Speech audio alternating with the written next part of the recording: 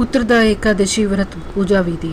प्रातःकाल पति पत्नी संयुक्त रूप से विष्णु की उपासना करें। उन्हें पीले फल, पीले फूल, तुलसी दल और पंचामृत अर्पित करें। इसके बाद संतान गोपाल मंत्र का जाप करें। मंत्र जाप के बाद पति पत्नी संयुक्त रूप से प्रसाद ग्रहण करें। अगर इस दिन उपवास रखकर प्रक्रियाओं का पालन किया जाए तो ज़्यादा अच्छा होगा। एकादशी के दिन भगवान विष्णु जी को पंचामृत का भोग लगाया जाता है। साथ में एक तुलसी की माला भी चढ़ाएं। पंचामृत का प्रसाद ग्रहण करें। पुत्रदा एकादशी व्रत कथा। भद्रावती नामक नगरी में सुकेतुमान नाम का एक राजा राज्य करता था। उसके कोई पुत्र नहीं था। उसकी स्त्री का नाम शेवैया था। वह निपुत्र होने के कारण सदैव चिंतित रहा करती थी। राजा के पितर भी रो रो कर पिंड लिया करते थे और सोचा करते थे कि इसके बाद हमको कौन पिंड देगा। राजा को भाई, बांधव, धन, हाथी, घोड़े, राज्य और मंत्री, इन सब में से किसी से भी संतोष नहीं होता था। वह सदैव यही विचार करता था कि मेरे मरने के बाद मुझको कौन पिंडदान करेगा। बिना पुत्र के पितरों और देवताओं का ऋण मैं कैसे चुका सकूंगा। जिस घर में पुत्र न हो उस घर में सदैव अंधेरा ही रहता है। इसलिए पुत्र उत्पत्ति के लिए प्रयत्न करना चाहिए। जिस मनुष्य ने पुत्र का मुख देखा है वह धन्य है। उसको इस लोक में यश और परलोक में शांति मिलती है, अर्थात उनके दोनों लोक सुधर जाते हैं।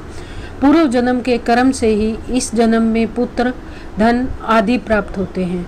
राजा इसी प्रकार रात दिन चिंता में लगा रहता था। एक समय तो राजा ने अपने शरीर को त्याग देने का निश्चय किया, परंतु आत्मघात को महान पाप समझकर उसने ऐसा नहीं किया। एक दिन राजा ऐसा ही विचार करता हुआ अपने घोड़े पर चढ़कर वन को चल दिया तथा पक्षियों और वृक्षों को देखने लगा। उसने देखा कि वन में मृग, व्याघ्र, सूअर, सिंह, बंदर, सर्प आदि सब भ्रमण कर रहे हैं। हाथी अपने बच्चों और हथनियों के बीच घूम रहा है। इस वन में कहीं तो गीदड़ अपने कर्कश स्वर में बोल रहा है, कहीं उल्लू ध्वनि कर रहे हैं। वन के दृश्यों को देखकर राजा सोच विचार में लग गया। इसी प्रकार आधा दिन बीत गया। वह सोचने लगा कि मैंने कई यज्ञ किए, ब्राह्मणों को स्वादिष्ट भोजन से तृप्त किया, फिर भी मुझको दुख प्राप्त हुआ, क्यों? राजा प्यास के मारे अत्यंत दुखी हो गया और पानी की तलाश में इधर उधर फिरने लगा। थोड़ी दूरी पर राजा ने एक सरोवर देखा। उस सरोवर में कमल खिले थे तथा सारस, हंस, मगरमच्छ आदि विहार कर रहे थे। उस सरोवर के चारों तरफ मुनियों के आश्रम बने हुए थे। उसी समय राजा के दाहिने अंग फड़कने लगे।